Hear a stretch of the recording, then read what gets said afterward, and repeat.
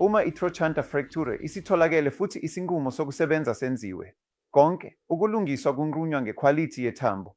Ukwelashwa okujwayelekile kwalokhu okubizwa nge-dynamic hip screw bekusenziwa kusukela eminyakeni engama-40 edlule, futhi kusebenza kahle uma ikhwalithi yethambo ilungile. Kodwa uma ikhwalithi yethambo ingekho kahle, ukwelashwa sekudlulele ekusebenziseni izibhikili zokulungisa eziseduze kanye nezokulungisa i-trochanteric. Kodwa sesiqalile ukubona abantu abaneminyaka engu-90 FIVE beze ngama-fracture afanayo e-trochanteric, futhi ezimweni ezinjalo, ngisho nalezi zibhikili ezithuthukisiwe kungenzeka zingakwazi ukubamba kahle. Ngakho-ke sibe neziguli lapho silungisa khona ngezikhonkwane ezithuthukisiwe ezijwayelekile ezibizwa ngokuthi i-tin, kodwa kusenjalo izigulufu ziba nomkhuba wokuphuma njengoba ziqala ukuhamba nokunye.